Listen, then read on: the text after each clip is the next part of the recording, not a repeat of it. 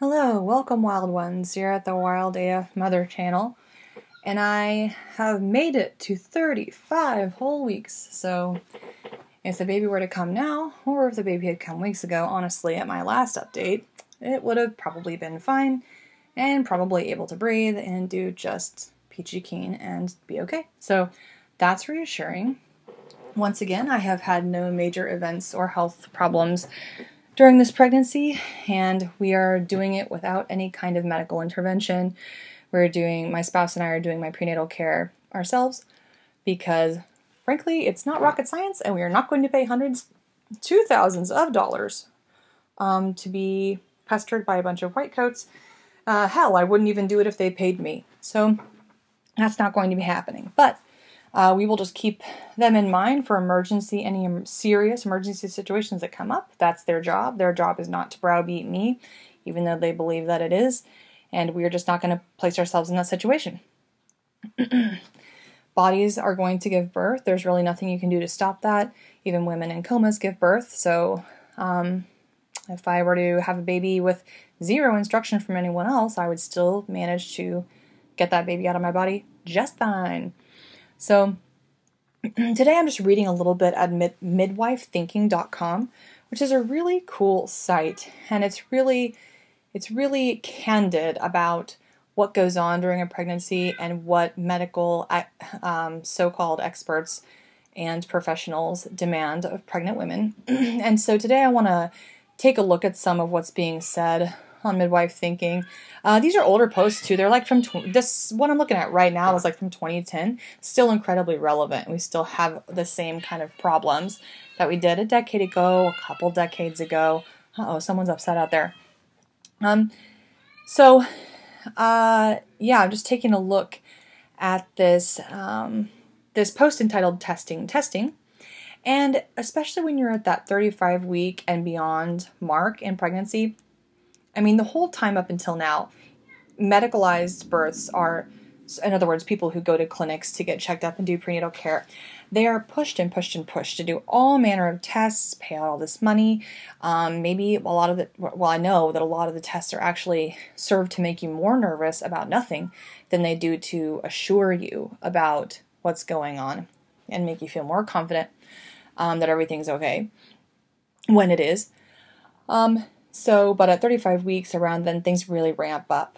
Shortly after this time, you'll often, a lot of women say that they have medical staff start trying to give them vaginal exams and be more invasive in their actual bodies, and to start to threaten them with inductions if, like, say they don't deliver by such and such a time, or if their blood pressure is a little high. Never mind that if every time you go around a white coat, your blood pressure goes up 20,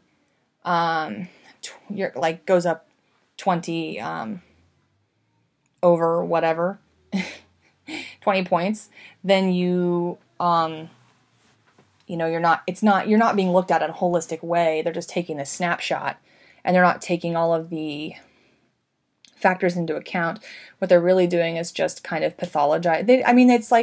It's almost like they'll talk about you have white coat syndrome to put you down and treat you like you're crazy. You have a syndrome if you don't trust white coats. But when you come in for a blood pressure reading when you're pregnant and your reading is high, they suddenly don't have anything to say about white coat syndrome or that this is due to some other extenuating element. It's suddenly their pathologization of your blood pressure is not there because they're trying to attribute it to your pregnancy so that they can do something about it.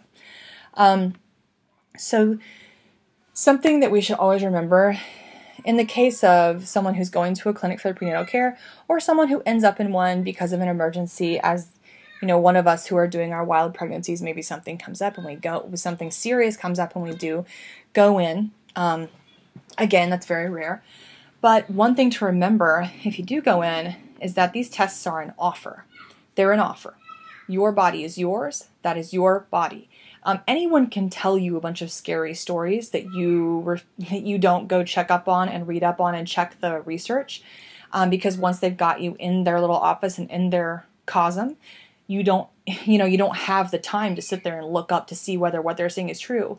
So they're relying on you taking what they say, believing it, getting scared, and doing what they say. And they are not above lying to you. They're not. There's so many women who are like, they see doctors as like, they see physicians as like celebrity types, and they want to please them. They feel flattered that a physician's paying attention to them, never mind that you paid them to.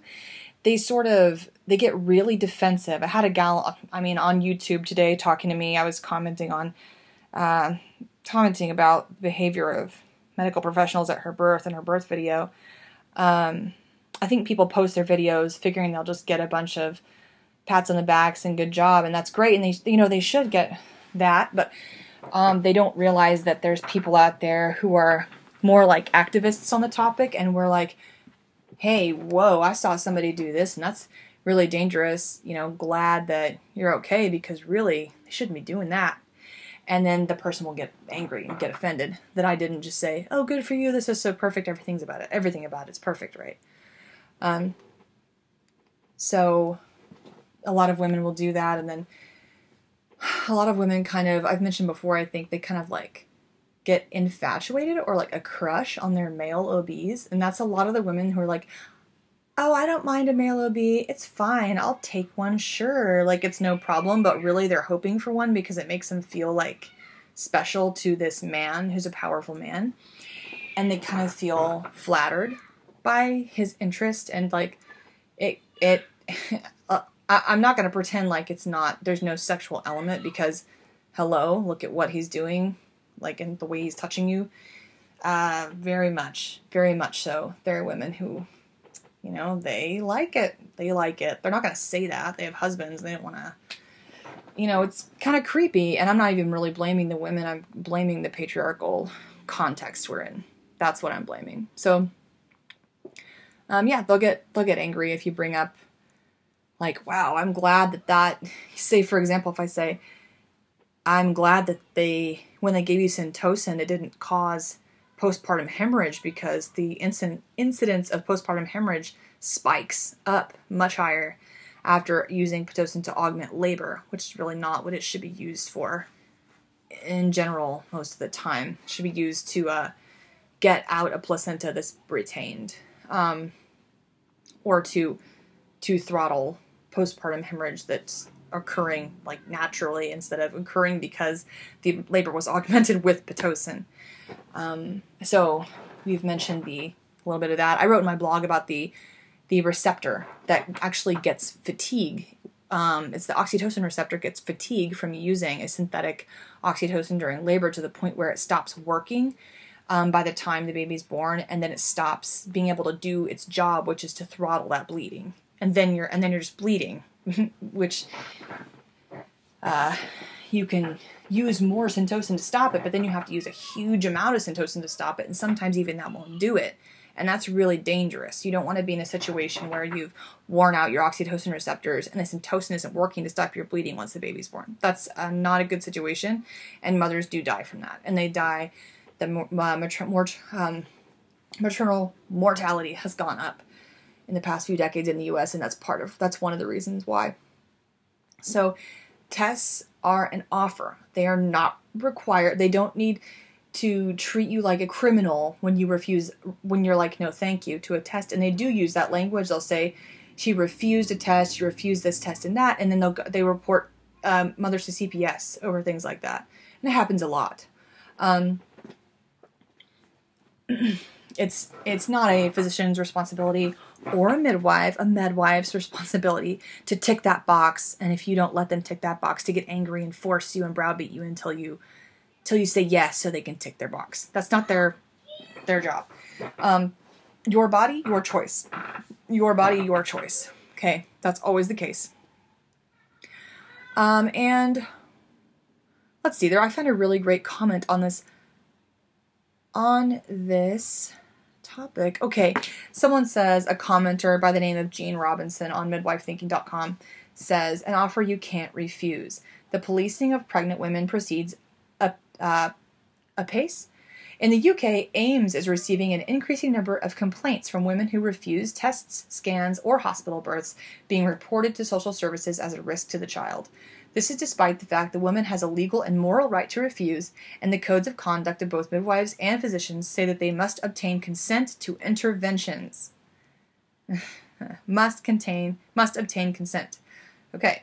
As a former lecturer on medical ethics, I repeatedly pointed out to medical professional audiences that without informed refusal, informed consent does not exist.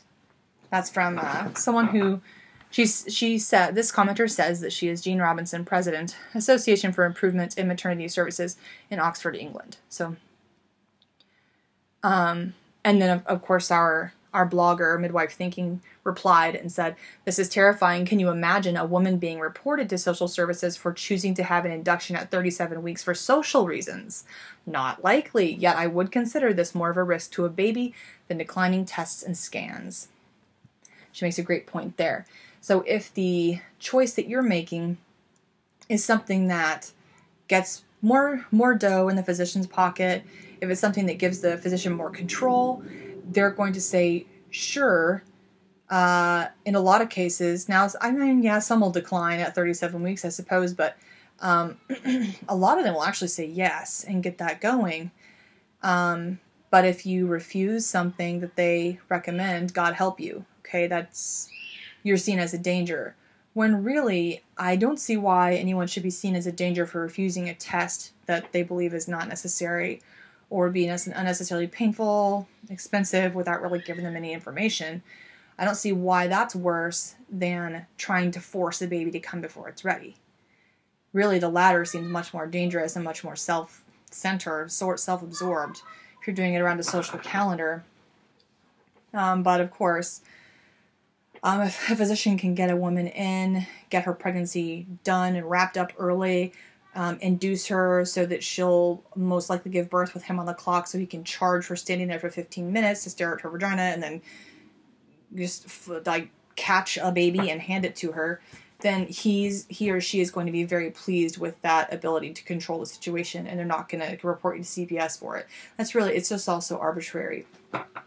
And it just depends on what can benefit that physician. And once you've had your baby and you move along, that physician can take on another woman. So really, the more inductions a physician does, say, over some period of time, the more cases he can see, like the more pregnancies he can see through, and it's like it gets them on a quicker turnover, so he can make his money and turn it over. And then of course, once you have the baby, they're going to tell you how dangerous it is. Always come in here, let us stick our fingers up you, let us like fondle you and do all this stuff to you.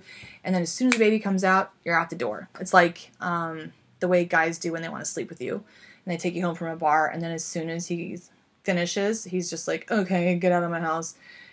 That's how they act out when giving birth. It's like so creepy to me. Yeah, and they don't have follow-up appointments for women. I think, what is there? There's like a 6-week.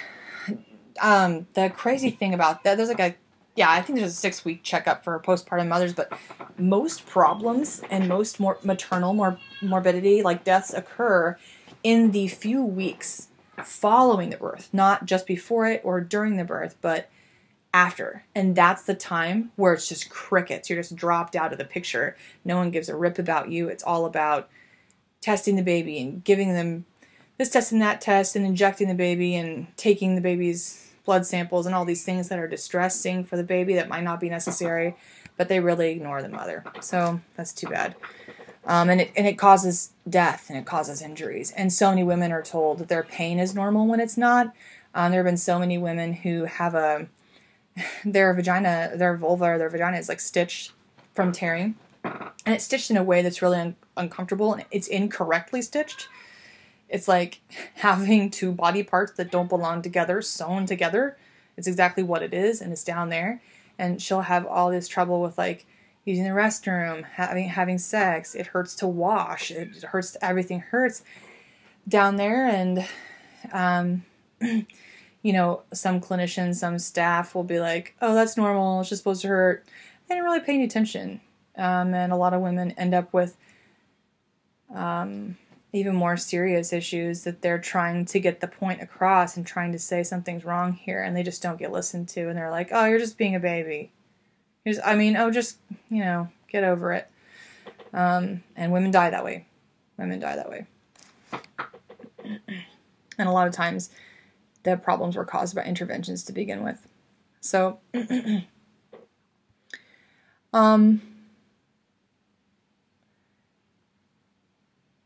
yep, I'm just scanning through here to see the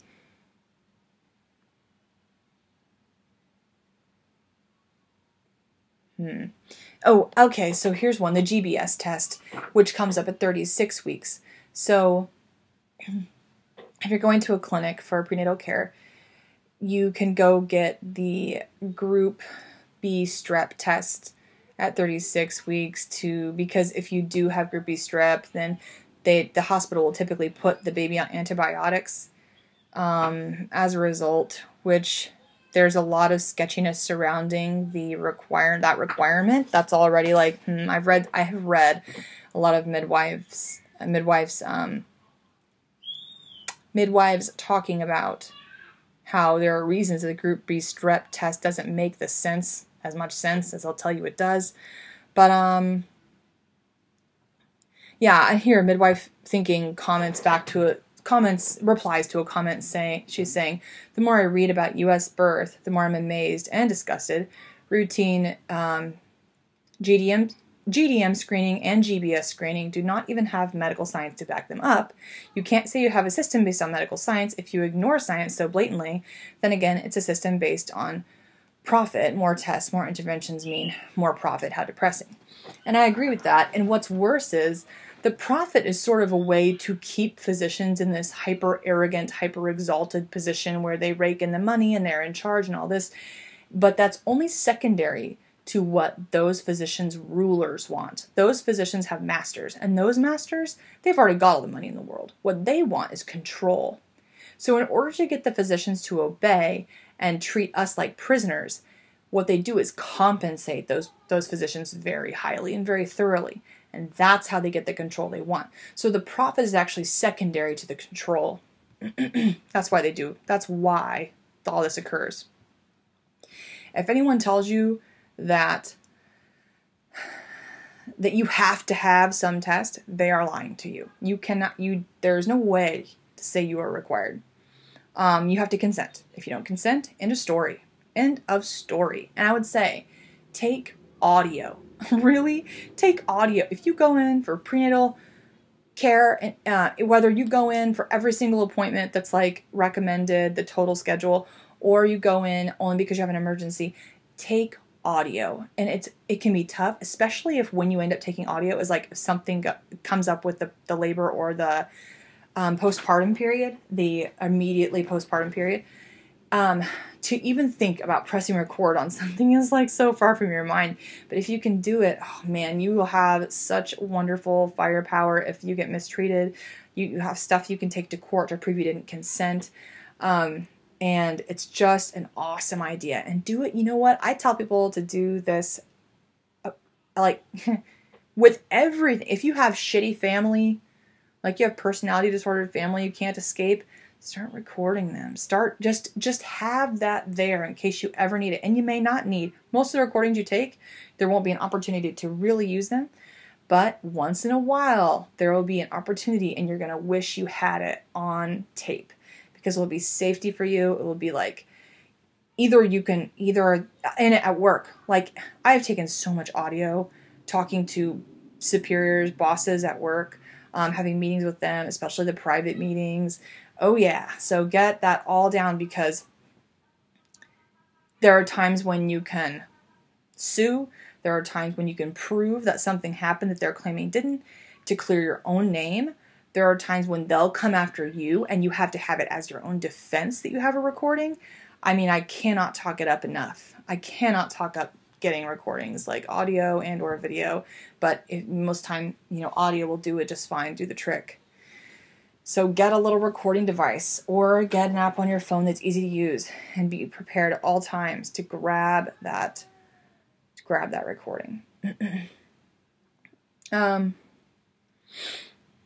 one commenter is talking about how her first OB appointment, when she declined any ultrasound, she was told, you don't have a choice. I require routine ultrasound for all my patients. So one thing they do is, what clinics will do is say, okay, you can opt out and not give consent, but if you choose that, then I don't consent to. It's a bit sort of like a tit for tat, like, well, I don't consent to see you anymore as a patient.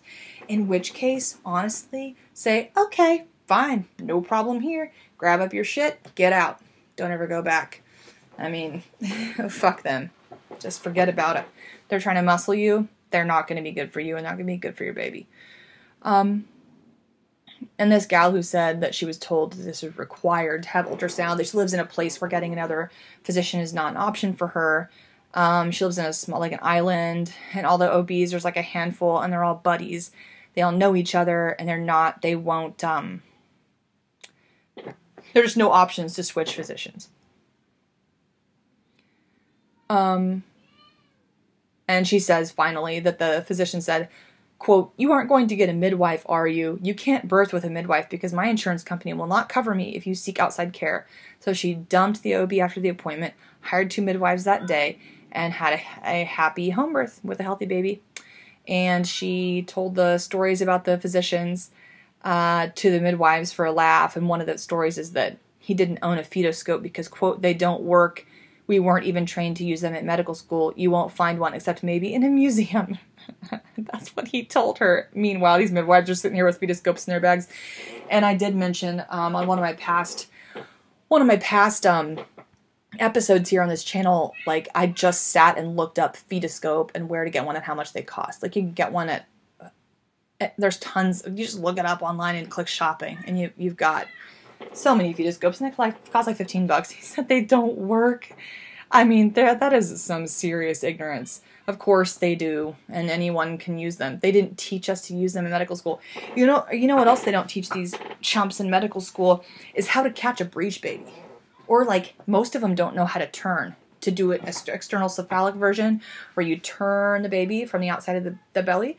Most of them, like, they're not taught that. And you know what else? They're not taught. The reason they aren't taught this stuff is not because there's no scientific merit to learning it, and quite the opposite is true. They're not taught so that